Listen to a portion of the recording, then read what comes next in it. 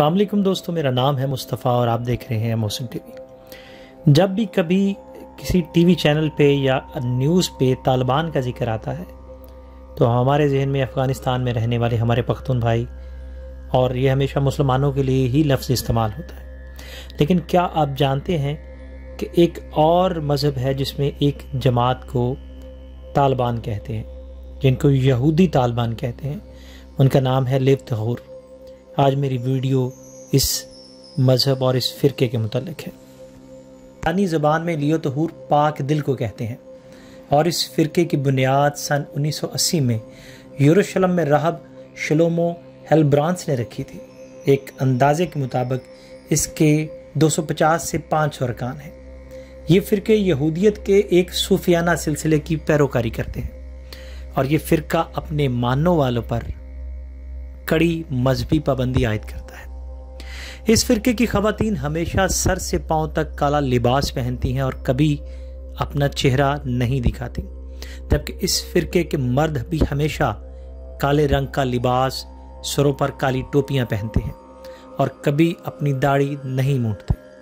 ان کی خوراک ایسی غذا پر مبنی ہے جو بائبل کے اصولوں کے مطابق حلال یا جائز ہے، جنہیں یہودیت کے ماننے والے کھا سکتے ہیں۔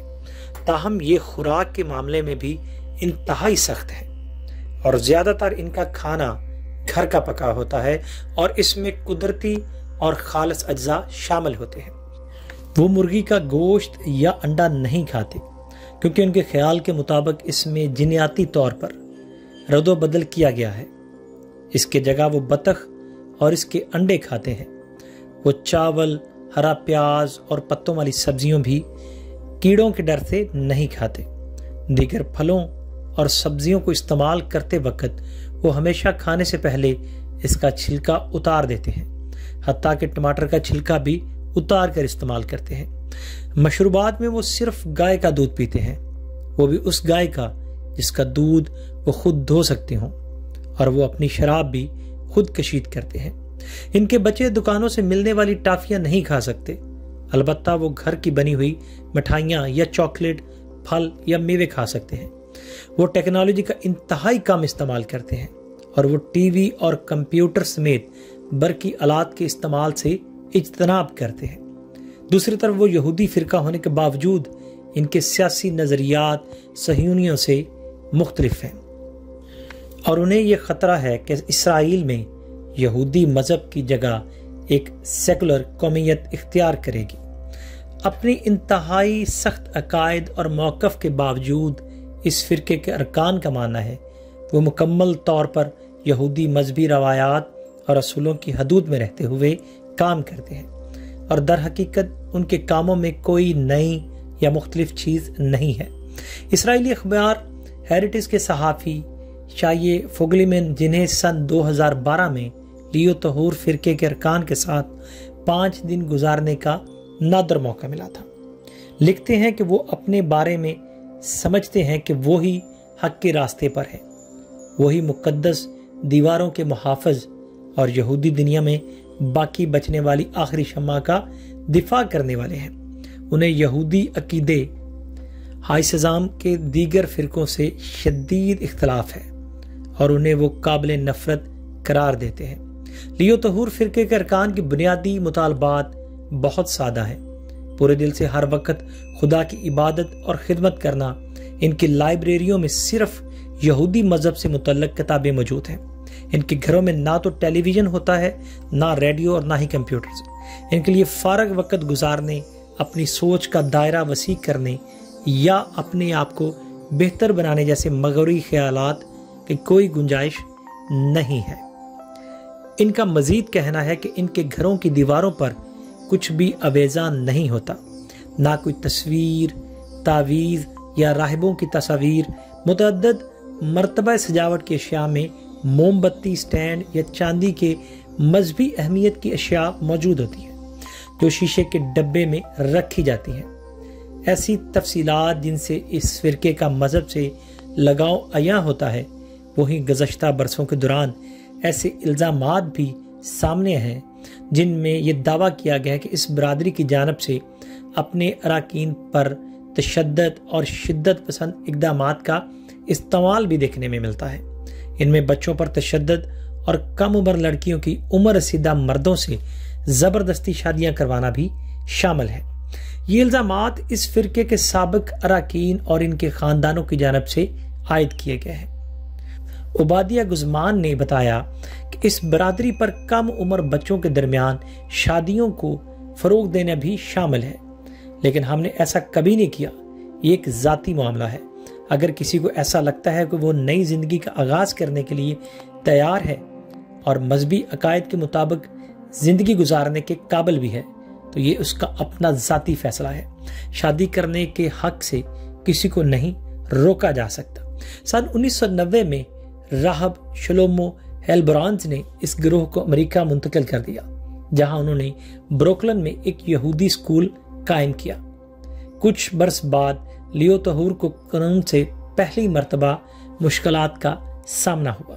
سن 1993 میں ہیلبرانز کو نیو یارک میں ایک کم عمر لڑکے کے اغوا کرنے کے الزام میں گرفتار کیا گیا، جو ان سے تعلیم حاصل کر رہے تھے اور دائرہ مذہب میں داخل ہونے کی تقریب کے لیے تیار کر رہے تھے۔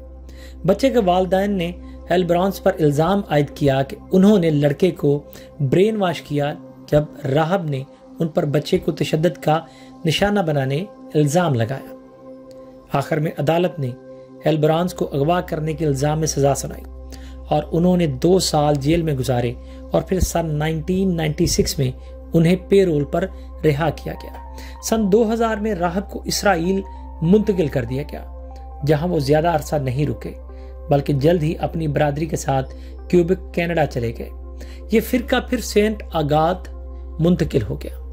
سینٹ آگات دراصل 10,000 رہائشیوں پر مشتمل چھوٹا سا قصبہ ہے جو مونٹریال سے 2 گھنٹوں کی مسافت پر واقع ہے۔ تاہم وہاں بھی گروہ کے خلاف نئے اعتراضات سامنے آئے، جس میں سن 2013 میں سوشل سروسز کی جانب سے بچوں کو نظر انداز کرنے کے الزام عائد کیے گئے۔ مقامی میڈیا کے مطابق کینیڈین حکام کو بچوں کے حفظان صحت اور صحت کے بارے میں خدشات تھے، کیونکہ ان بچوں کو گھروں میں تعلیم دی جا رہی تھی اور انہیں ریاضی کے حوالے سے بنیادی مہارت حاصل نہیں ہو رہی تھی۔ اس کے کچھ عرصے بعد فرقے کے کچھ اراکین نے ملک چھوڑ کر مائنز کے قصبے گواٹےمالا میں رہائش پذیر ہو گئے۔ یہاں بھی انہیں مشکلات کا سامنا کرنا پڑا اور انہیں چند ماہ کی غلط فہمیوں کے بعد قصبے کے بڑوں کی ایک کونسل نے اس گروپ کو نکالنے کا فیصلہ کیا، کیونکہ اس کے اراکین نے مقامی افراد کے ساتھ گھومنے پھرنے اور ان سے بات کرنے سے بھی انکار کر دیا تھا۔ کونسل کے رکن موگیل واسکز چولٹیو نے کہا کہ ہمیں گلیوں میں چلتے پھرتے وقت ان سے خوف آتا تھا۔ ہم سمجھتے ہیں کہ وہ ہمارا مذہب اور طور اتوار تبدیل کرنا چاہتے ہیں۔ ان کی بے دخلی کے بعد مقامی حکام نے انہیں ایک مخصوص وقت دیا اور دھمکی بھی دی کہ اگر وہ فوری طور پر نہ گئے تو ان کو عوامی سروسز تک کی رسائی کاٹ دی جائے گی۔ اس فرقے کی جانب سے گواٹےمالا شہر منتقل ہونے کا فیصلہ کیا گیا، جہاں اس کے ہیڈ کوارٹر پر بعد میں سرکاری وکلا کی جانب سے چھاپا مارا گیا، جو یہ تفتیش کر رہے تھے کہ آیا وہاں پر بچوں کے ساتھ تشدد و ہراسانی کے کیسز موجود ہیں یا نہیں۔ سن 2016 میں انہوں نے ایل ماتیلو نامی قصبے میں منتقل ہونے کا فیصلہ کیا، جو گواٹےمالا شہر سے 80 کلومیٹر دور تھا۔ 1 سال بعد اسرائیلی میڈیا نے ہیلبرانز کی موت کی خبر شائع کی، جو مبینہ طور پر میکسیکو کے ایک دریائے پر مذہبی فریضہ ادا کرتے ہوئے پیش آئی۔ اس موقع پر اس فرقے کی جانب سے ایک اور ملک میں منتقل ہونے کے منصوبے کے بارے میں پتہ چلا۔ تاہم اس فرقے کو قائم کرنے والے ہیلبرانز کی موت اور ان کے نئے سربراہ کو بچوں کے اغوا کرنے کے الزام میں گرفتار کیا گیا۔ اس کو لیو طہور کا مستقبل مزید تارک دکھائی دے رہا ہے۔